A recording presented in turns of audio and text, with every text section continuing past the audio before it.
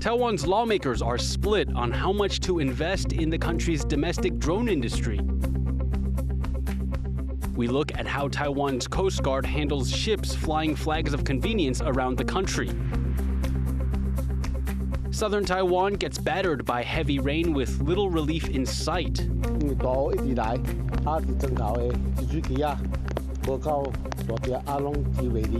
Plus, the U.S. pulls out of joint military exercises with South Korea.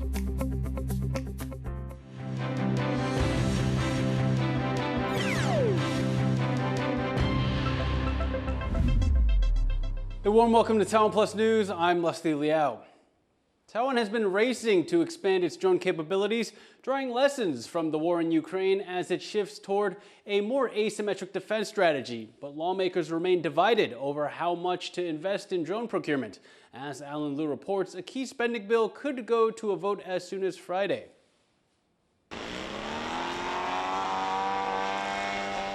Recent military exercises feature more drone drills along Taiwan's south coast, centering the growing role of uncrewed systems in the country's defense.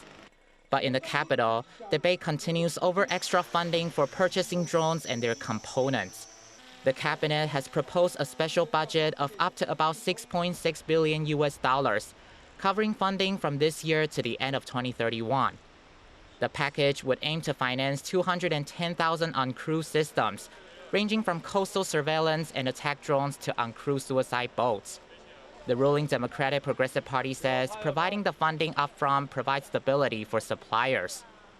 行政院版它是一次编列，逐年采购执行，这样子才能让业者愿意投资建制产线。我们要的不只是大单，而且是长单。The main opposition Kuomintang has proposed spending around $7.5 billion over 6 years, with $1.2 billion allocated through the annual general budget, allowing the legislature to review and oversee the spending every year. The KMT says that special budgets should not become the norm. The smaller Taiwan People's Party has also raised concerns following recent controversies over military contractors reportedly using Chinese-made components. 我们的国防部也口口声声说要打造非红的供应链，但问题是，为什么相关的弊案层出不穷？ China dominates the global drone industry, but Taiwan has been working with democratic partners to build a supply chain of its own, as it faces increasing military pressure from China. The military says it is no longer working with the contractor accused of concealing China-made parts in its drones. But some experts say the case highlights challenges in verifying the origin of components used in Taiwan's drone supply chain. 那谁来执行所谓的第三方验证这件事情？其实在前面就要做，而不是到后面验收才执行。我觉得这个是目前台湾，我觉得不管是业者，不管是政府，都应该要尽快去处理的。The bill is still under cross-party negotiations. But with no consensus in sight, it could be tricky for a final vote to pass the legislature on Friday. Fu Huahong and Anna Lu for TaiwanPlus. A biennial U.S.-South Korea joint military exercise has been canceled, according to the South Korean military. The Twin Dragons exercise was originally set for September, but the U.S. pulled out amid the ongoing conflict in the Middle East. This comes soon after U.S. President Donald Trump ordered another joint U.S.-South Korea drill cut short from its usual 11 days to just 5. Many saw that move as a gesture to appease North Korean leader Kim Jong-un. For more on this, our reporter Larry Isiano spoke to defense expert Bryce Barros from the Institute for National Defense and Security Research.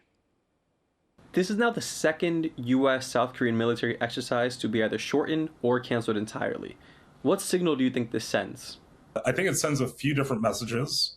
One, I think it does call into question broader sort of U.S. commitment in the region.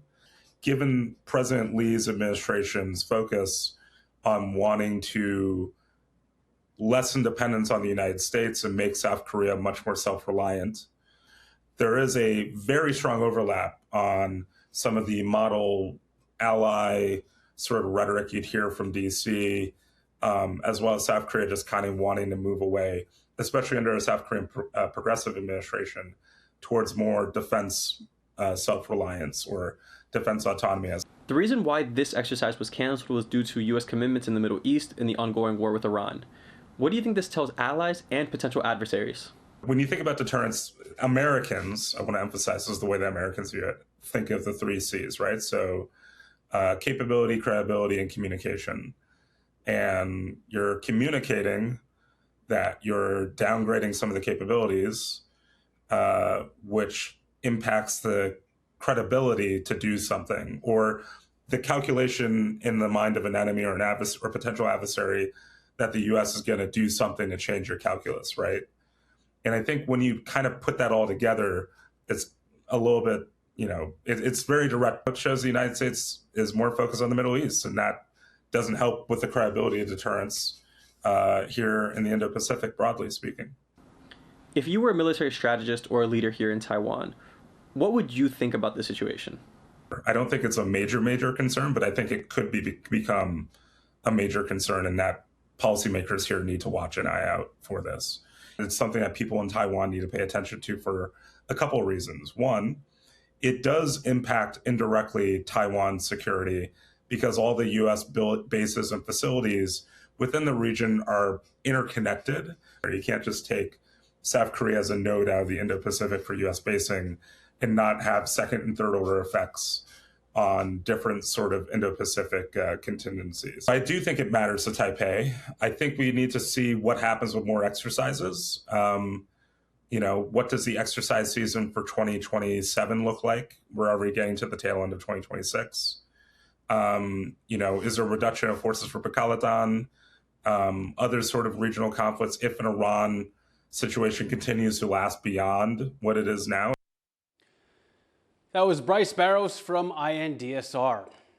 Relentless rains continue to batter Taiwan, forcing school and work closures and hundreds of thousands of dollars of agricultural damage. And with more rain and a typhoon forecast, the country's south and east are facing a dangerous week ahead. Risa Ayers reports.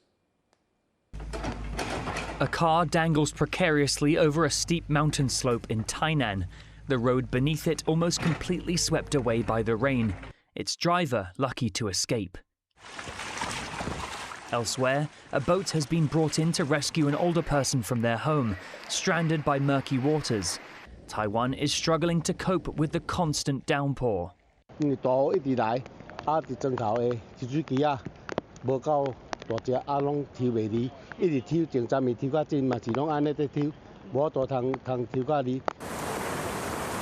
Days of persistent rainfall are causing widespread flooding and damage across much of the country. Classes and work are cancelled for districts across the south and east, as yet more rain is forecast, on top of already record-breaking rains. 在南子区的高雄站，这个是破了历史的纪录，测达567毫米。那累计3天的降雨量是913毫米。 In Yunlin in central Taiwan, farmers rush to harvest vegetables before they drown in floodwaters. Taiwan's agriculture ministry estimates damages to crops and livestock has already exceeded $300,000. In Tainan, entire fields of melons and asparagus could be lost. The area has been designated as an agricultural disaster zone and will receive fiscal support from the government. Premier Zhou Rongtai went south to inspect the damage, saying help is on the way. 今年中央政府的总预算虽然延了300多天，现在也已经审议完成，我们就可以齐步向前走。 There are fears the floodwaters may now have claimed a life. One man is missing after being swept under a bridge on his bicycle. With more rain and a typhoon expected later in the week, people across the country are doing what they can to deal with the damage and prepare for more. John Su and Rhys Ayers for TaiwanPlus. Scientists at Taiwanese universities have successfully launched 2 more research rockets, marking another win for Taiwan's space goals. Both rockets broke records, the largest solid propellant rocket launched by academia and the first liquid-fueled rocket independently developed by students in Taiwan. The sounding rockets are used to gather data and test critical systems in the real world. It comes after the successful test flight of the Taiwan Space Agency's domestically produced Mariho rocket. The launches are part of the agency's push to break into the space transportation supply chain. A top think tank in Taiwan says overall business sentiment has improved as strong AI exports spilled into the construction and manufacturing sectors. 在整体的营造业，那么因为在这个科技产业，特别是 AI 以及相关的半导体业的部分，它对于在厂房这一块的一个改造的一个新建，那么整体的热度是非常高的。The Taiwan Institute of Economic Research says its construction indicator rose, driven by strong demand from the booming tech sector. Exports grew by more than 30% in July from a year earlier. For traditional industries such as machinery and electrical goods, exports were also up, but sentiment remains weak among car and motorcycle manufacturers. The services sector also declined. Looking ahead, TIER says financial market volatility and geopolitical uncertainty remains key risks. A 2025 sustainability report from TSMC shows its average annual pay and benefits per employee was around $136,000. Total pay includes base salary, allowances, bonuses, and profit sharing. For Taiwan production and engineering roles, the average annual pay was over $30,000 and $60,000 respectively. TSMC says a majority of its employees consider overall compensation to be fair. The chip giant employs over 90,000 workers globally. Now, coming up after the break, Ukraine celebrates 35 years of independence, even as its war with Russia rages on.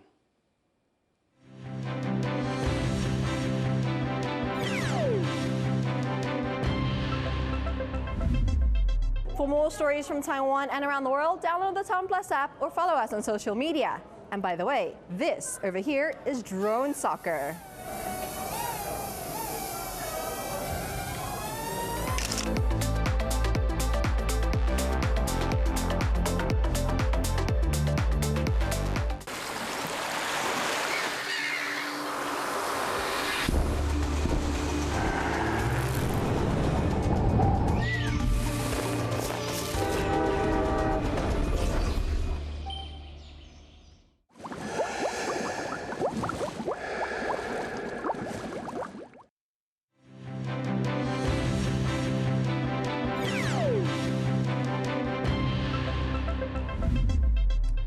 Welcome back. You're watching Taiwan Plus News.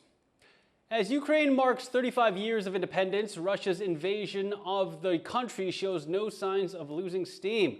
Despite pledges of help from the UK and France, for those on the front lines, independence still seems like something to be won. John Van Trieste reports. 35 years to the day since Ukraine gained independence from the Soviet Union, it's a slow, solemn march through the streets of Kyiv.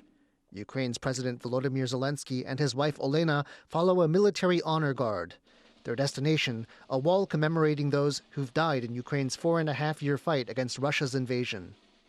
And Zelensky's message to the Ukrainian people this Independence Day is sharply defiant, calling out Russia's President Vladimir Putin. You wanted to take all of Ukraine, all our land. Instead, you've lost your oil refineries, your navy, your profits, and an entire generation that you sent to the slaughter. You wanted us to disappear from the map. Now you're off the international agenda for the future civilization. As Zelensky says, Ukraine is bringing the fight deep into Russian territory. On Monday, this burning Russian warehouse could be seen from space. And Russian officials say Ukrainian drones also killed 3 teenagers in an attack in southern Russia Monday. But Russia's own often deadly strikes on Ukraine civilians aren't letting up, and more could be coming as Ukrainian reserves of missile interceptors run low. Good morning, Prime Minister. Ukraine hopes allies like UK Prime Minister Andy Burnham can help. The UK, along with France, has pledged to deliver defense missiles faster, a substitute for US hardware tied up in the Iran war. They're even giving Kyiv classified tech so it can make interceptors of its own. The Kremlin is highly displeased.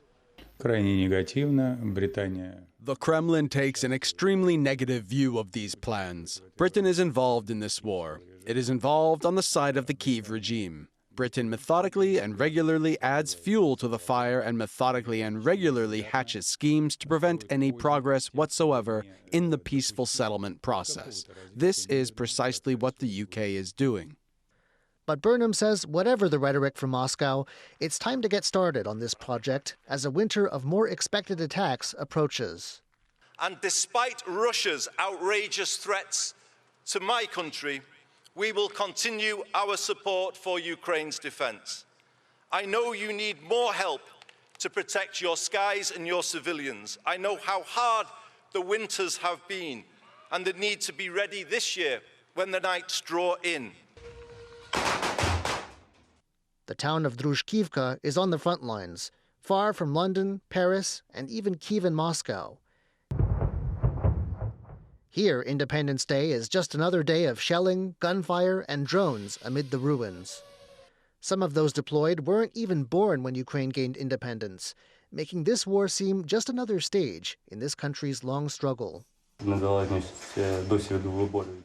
Independence is still being fought for. We've been doing so since 2014, and we're still standing today. In my family, my father went to fight in 2014, and I was in 9th grade. And now it's my turn, so the fight continues. With no plan for de-escalation on either side, this young soldier's words speak to how conflict echoes through Ukraine's years as the fight for its existence grinds on. Ryan Wu and John Van Trieste for TaiwanPlus.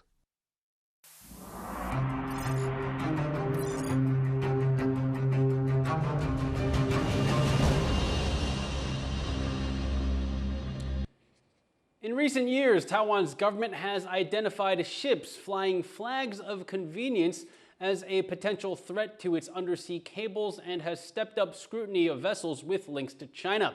In part 2 of our special report, Cadence Quaranta and Alan Liu went to the front line to see how Taiwan's Coast Guard responds to vessels that could threaten the country's digital lifelines.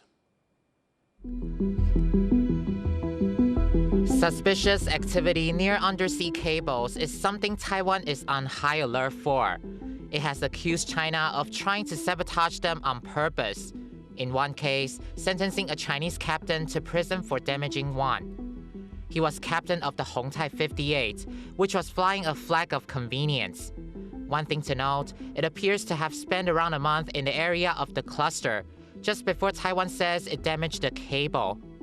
Amid cases like this, the government named ships flying FOCs as among the primary causes of damage to Taiwan's undersea cables in recent years, and said it would focus more on them, especially on ones with links to China. The Coast Guard says 5 FOCs in particular could indicate a connection to China. Around half of the 75 ships we've identified fly one of these flags. 比方说蒙古、多哥、坦桑尼亚、喀麦隆。比方说四三共和国，这些理论上船籍国是属于这些外国的管辖权。问题是，以我们资料，我们掌握资料来看，很多都是中资背景。换句话说，它背后资金、背后管理公司是中国的，包括船员都是。So how does Taiwan protect its cables and its waters? We went to the front line to see. So we're on a Coast Guard vessel right now. We left from Tainan port, and we're kind of seeing how they do their day-to-day patrols. They say that they have Coast Guard ships patrolling in this way 24 hours a day around Taiwan. And in this particular spot, this is nearby the area where the big group of ships that we're investigating is as well.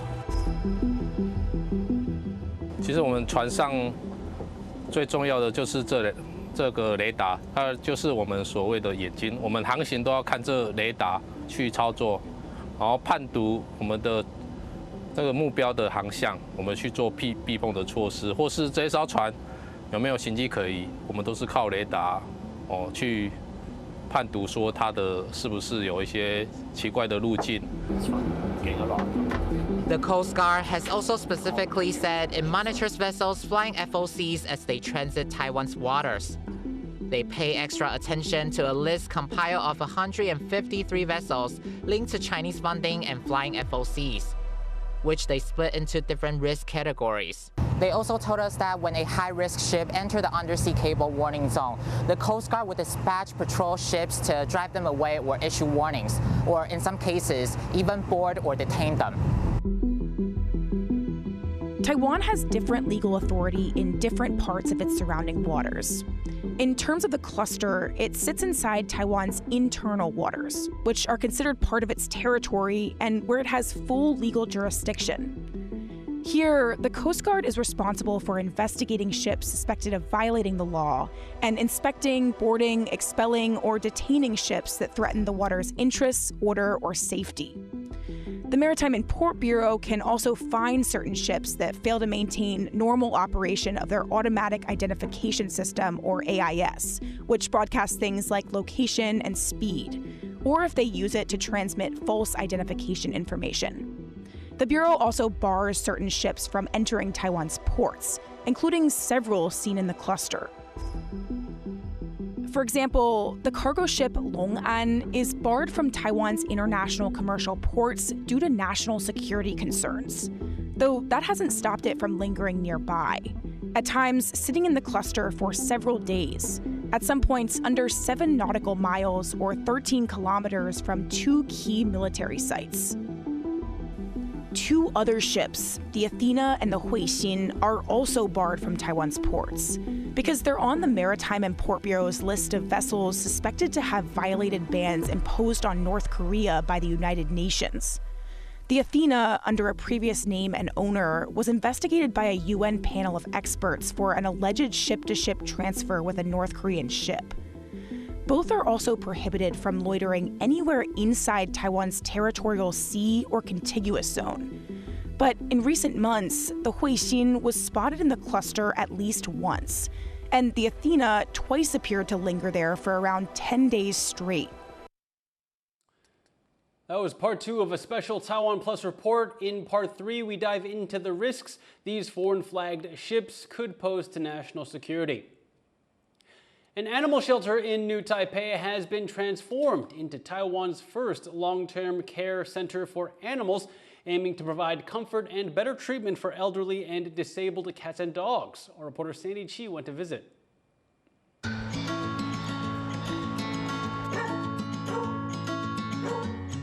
Xiaoman arrived at this new Taipei animal shelter earlier this year, unable to stand on her hind legs. And now she's slowly getting back on her feet. 小曼大概是今年初，因为民众通报她躺在路边，所以我们救援回来的狗。她来的时候其实就是躺着，完全后脚没有办法起身。我们大概前1个礼拜给她止痛药，然后给她神经的保护药剂，所以大概1个礼拜之后，她慢慢可以起身，也比较不痛了。然后之后我们就是之后就进行其他的复健，就是让她多动。Xiaoman is receiving specialized care at this shelter, which has been transitioned into Taiwan's first long-term care facility for aged or disabled cats and dogs, although its current residents are all dogs. It's designed around the needs of these animals, combining daily care, rehabilitation facilities, and activity spaces. 收容的动物就是年纪越来越大，然后有些其实部分动物因为年老，或者是不管是有一些疾病或者是行动不便，它在一般的收容环境下其实是很没有生活品质的。像我们这边就是提供我们收容动物的一些比较基础的一些健康评估，或者是它有一些老年疾病的一些管理，然后甚至它老了有一些关节问题，会提供一些它的疼痛的控制。然后另外的话，我们可以做针灸的治疗，还有一些水疗跑步机的复健。The facility is not just for the older animals here. The support extends beyond the shelter. People who adopt animals from shelters in New Taipei can take advantage of free veterinary care for life. The services also extend to other pet owners, with monthly courses on how to care for aging animals. Government figures show around a quarter of the nation's nearly 2.8 million registered pets are considered elderly. Despite the upgraded facilities and additional resources, the center says more help is needed as it continues to face staff shortages. 因为一早来，他们的犬舍会比较脏，对吧？我们要先把它清干净，然后喂他们吃饭，喂2餐，对啊，然后有需要喂药、喂营养品，对，然后就是有一些需要特别照顾的譬如说不会走路的，不会吃饭的，对啊，就是协助他们。最辛苦的部分其实要看狗的情况啦。如果是说像狗没办法自理的狗的只数多的话，对啊，就会比较忙不过来啦。That is when people like Jason Zhu, a volunteer foster caregiver, step in. Zhu has been caring for Dabao, an older stray dog, for months at home, because he requires round-the-clock assistance that the center cannot always provide. 长岛区的这些工作人员下班之后，他很有可能就是隔天来的时候全身都死尿，因为他行动不便嘛，所以有时候在上完厕所的时候，他没有办法离开，他可能就是用翻滚的方式。其实是他到我们家，他其实是蛮爱干净的，因为他有时候他想要上厕所，他会叫，然后当然吃饭啊、喝水啊，他都会叫。那我们就会尽量满足他的需求，这样子，至少他有生之年，他可以有一个比较在家庭生活的环境。Today, the center cares for around 20 dogs. And while finding homes for elderly or disabled animals remains difficult, the home and its foster families are working to give strays like Xiaoman the comfort and care they deserve in the years they have left. Klein Wang and Tani Chi for TaiwanPlus. Thank you for watching TaiwanPlus News. You can visit the TaiwanPlus website or follow our social media for more stories from Taiwan and around the world. Finally, take a look at the UK's annual cheese rolling race, where the first person to reach the bottom wins the cheese. I'm Leslie Liao. Take care and see you next time.